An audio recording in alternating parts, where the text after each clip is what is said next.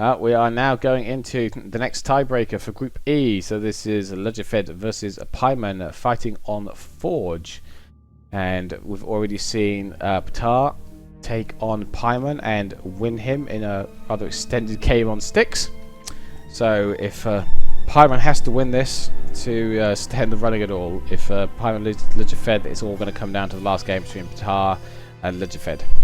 So effectively, for those of you that don't understand anything about matches, we are officially in the losers bracket for Group E, I believe, or is this F?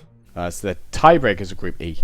Tiebreakers, but this is the losers tiebreaker for Group E. Pyman versus Legifed. Pyman now needs to win this, as Quitch said, if he wants to have another opportunity to try and beat Pata.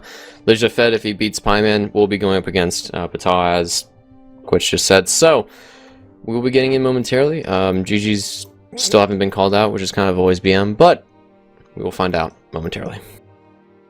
I just can't wait for the players to pick this one. And again, a long spawn time on Forge is always a bit of a surprise. It's the same spot. There's only one spawn. You'd think everyone knows where they're spawning in. Perhaps someone's running on a slow machine here. Well, usually, I know at least when I'm playing on Forge, I like to spend a couple of seconds just figuring out, okay, how's my little SimCity going to work? Will everything kind of run smoothly? I know a lot of players, I know I've seen Elodia do it, at least when he's not being cheesy. He'll spend probably a good 30 to 40 seconds just kind of looking over the base, trying to figure out how he wants to move out with his units before really the units are even there to start. But for this match alone, spawning in on the northern side of this planet of Forge, aka Hephaestus, we have Legifed. And spawning in at the bottom side, he is one of my boys. He's a Moonboat Crew player. His name is Pyman09, coming back for the opportunity just to play Pata, again. Legifed fighting just to make sure he has the opportunity in the three-way tie for Group E of the Exodus Big Bang qualifiers. So we see Legifed going for a 2-bot opening here, so perhaps he is going to go heavy docks. He might be breaking off from what he did before. 2 bots into air, looks like, whereas we've got Pyman going for a second factory air. Probably, I think I favour Legifed's approach here. I think getting that those early docks, if you're going to use the docks, get them out fast, get them out early. I don't think air is as important early on. Definitely.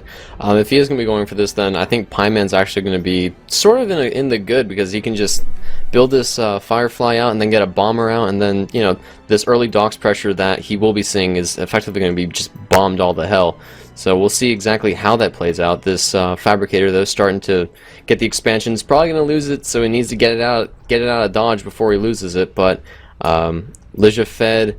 Now this is interesting, looking at the queues here. Legifed is very concerned about losing any form of these 4 metal extractors. He's got a tier 2 turret up and a anti-air turret just in that metal extractor path alone, where his other Fabricator is actually just kind of going everywhere. So yeah, well, Legifed a lot more seeing paranoid. a reaction to his game against Pata there, where he's far more worried about getting rushed and losing that space, which he wasn't able to hold onto last time.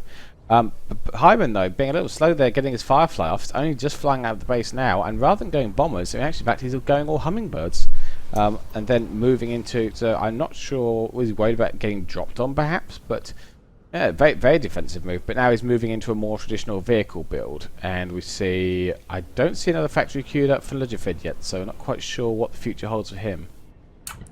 This is interesting, though, because well, you were basically really right with that traditional play. Pyman going straight into that tanks. Now, the thing, this is now we're going back to Legifed versus Pata. Pyman needs probably a good 4, he needs to survive, I would say, probably to about the 7 or 8 minute mark when he has those large numbers, and Legifed is on that timer. He needs to get some form of damage on. He needs to always keep Pyman on the back foot, or just always kind of in the gutter, really, if he wants to get something done.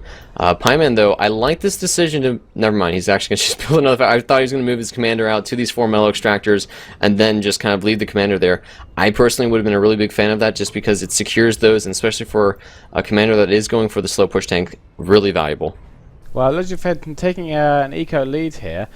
He seems to be investing very heavily in the bots, but I'm guessing it must be one of these factories switched to the Grenadiers already, and I think that's the route he has to go down now, because if he wanted to do a docks rush, he had to get factories out a lot faster than he's doing here. He's actually, even though he's got all these bots on the field and no tanks. He's actually behind in the mobile unit count, which is never a good position to be if you're the docks heavy player. Definitely. And the thing with these Grenadiers, now this is what I've talked about a couple times here. The Grenadiers have the kiting potential of just everything. I mean, they can throw these bolos on some string and just kite them for days. The thing is, though, once Pieman gets that large number of tanks out, he can just right-click towards these Grenadiers and just force Lijafed back into his base, and that's where Pieman can really excel with these tanks. It's going to be really awkward, though, for the first couple of minutes, though, as these Grenadiers can just back up and kite around everything. So Pieman needs to be very smart with his units instead of just right-clicking them straight towards the base and losing them all immediately to a turret, some docks, and a Grenadier. Yeah, that did not go off. Pieman, some smart play there by Lijafed. He's microing nicely. Those tanks just sort of rolled into their doom there. Not good play.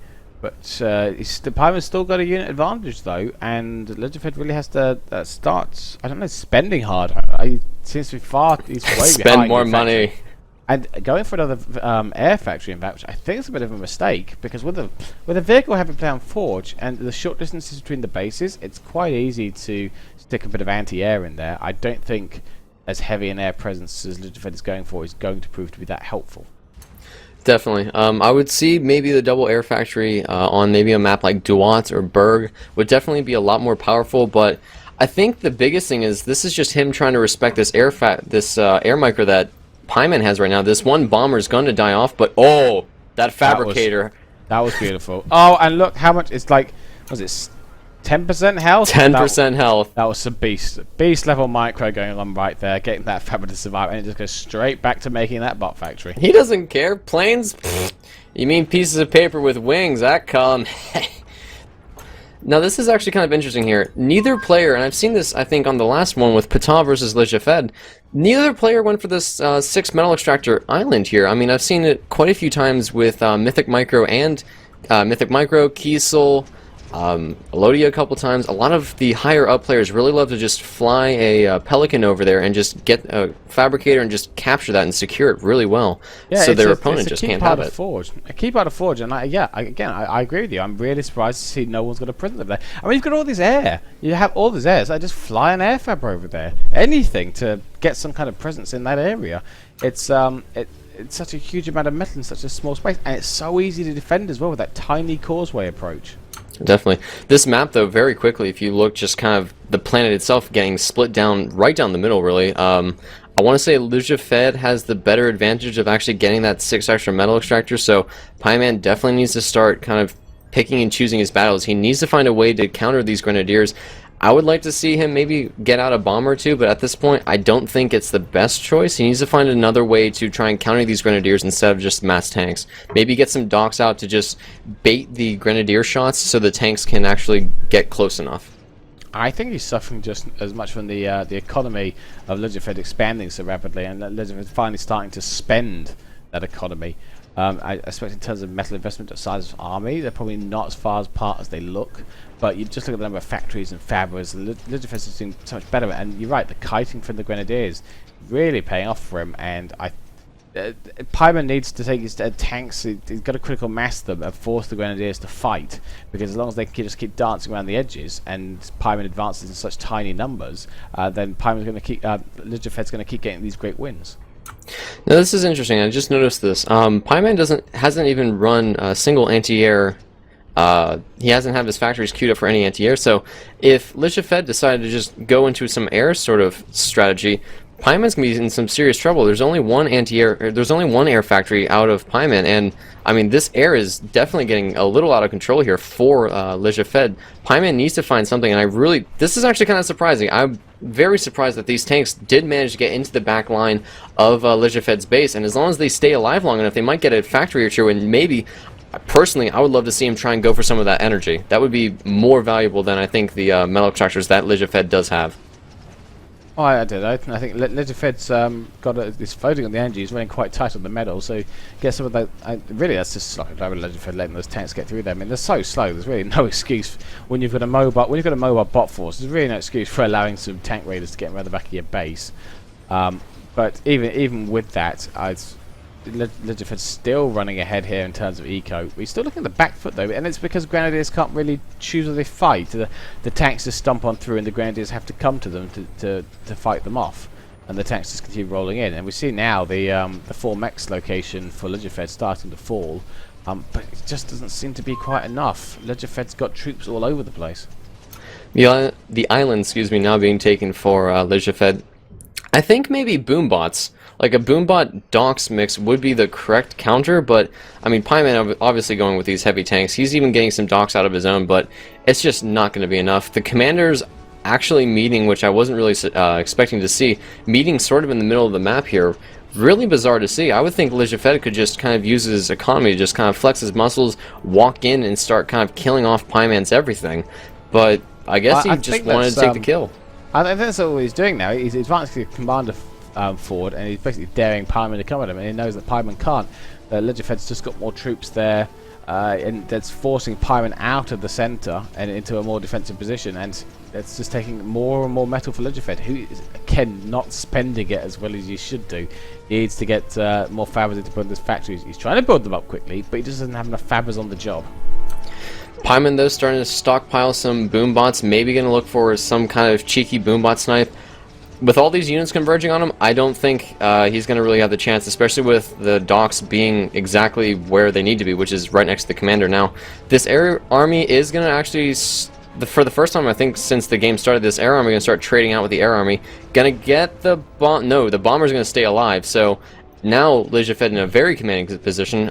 Obviously, if that bomber would have died, air army would have been useless, but these boombots are starting to pile up. This is going to come down to some good old-fashioned comboxing here. Yeah, no, I think this is because Pieman's got nowhere to run, so those Grenadiers are going to take on those tanks, and those tanks are going to die. Especially as the buildings in front of them get turned into wrecks, because then again the Grenadiers can use the wrecks to fire on the tanks, and the tanks can't return fire. I don't think that Pieman has a chance now. That tank force is not going to compete with the force that Legifed's got coming in. Fighting to the bitter end, though. These Dox lining up exactly how he needs them. Good Uber shot. These tanks should start moving out, and it looks like, well, the Grenadiers are going to just kind of DPS the commander to death, really. Yeah, the tanks are running forward, but there's still more reinforcements coming down. The Legifed taking no chance with his commander, who's rolling back there. Setting up a defensive line. I don't know if that's necessary, but sure, why not? The air, though, you can just see how he's overinvested in air. Look at all those fighters, and what on earth for? If he's got 2 air factories, he needs to be putting it all into bombers. He can dominate the airspace with those bombers, really be picking off the back of the base at this point. I think he was just I think he was just expecting Pieman to go very heavy into the bombers, just because he knew that he was going into the Dox Grenadiers. So it was really just a protection, more like a protection catalyst to make sure that everything was nice and safe while he was continuing to push. Of course, at this point, it's really, he should, yeah, just go straight into the bombers. There's no real need to do anything else. He knows Pieman's literally just living on a limb here. The boombots that were getting massed out are now dead again, and Pieman's trying to rebuild again, but I think this is going to be a repeat of Patah here. He might just get some cheeky slip away, but it's really just going to delay the inevitable. Yeah, he's not going to... There's no chance. And when he got those boombots, again, that's another mistake, because his opponent's going bot heavy. When there's that many Dox on the field, it's going to be next to impossible to try and sneak those boombots through. And there we go, we see Pieman go down. So it's all going to come down to this last game. Legifed versus Patah, and whoever wins goes through from Group E.